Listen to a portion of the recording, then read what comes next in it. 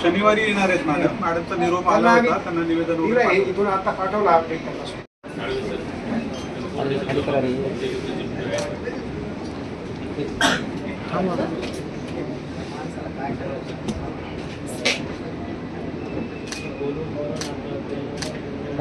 Indian medical association जे MBBS आणि MBBSच्या वरच्या डिग्री असणाऱ्या डॉक्टरांनी काल एक महाराष्ट्रभर सर्व जिल्हाधिकाऱ्यांना एक निवेदन दिलं होतं 24 तासाचा अल्टिमेटम आपली सेवा बंद करून की शासनाचा जो सध्या घाट आहे BHMSच्या डॉक्टरांना एक 6 ते 1 वर्षाचा ब्रिज कोर्स छोटासा कोर्स करून ॲलोपॅथीची प्रॅक्टिस अलाउड करणं जनसामान्याच्या आरोग्याशी खेळणे याचा आमचा 2012पासून विरोध आहे.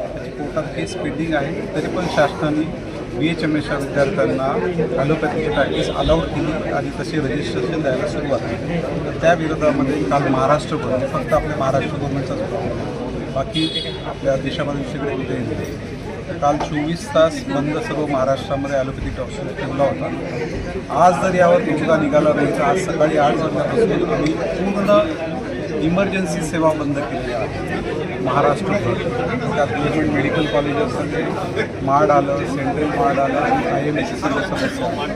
जर आज तोडगा निघाला नाही तर हा संप असाच पुढे चालू राहील आणि जर काही रुग्णांच्या आरोग्यावर याचा परिणाम झाला, दुष्परिणाम झाला, ही सर्वस्वी जबाबदारी ही शासनाची राहील. कारण की शासनाबरोबर आम्ही मागच्या 14 वर्षापासून याचा पाठपुरावा करत आहोत आणि आम्हाला एक साधं सरळ गणित जर सामान्य लोकांना सांगायचं झालं तर याचा अर्थ काय होतो. CCMP कोर्स म्हणजे की बाबा 2 महिने टॅक्सी ड्रायव्हरला कोर्स करून देऊन विमान चालवायला देईल, हा साधा सरळ प्रकार आहे. म्हणजे तुम्हाला एक 2 महिन्याचा कोर्स करायचा आणि ॲलोपॅथीचे औषध प्रिस्क्राईब करायचा अधिकार द्यायचा, त्याच्यामुळे सामान्य जनतेच्या आरोग्यावर याचा दुष्परिणाम होणार आहे. हा एक मुद्दा.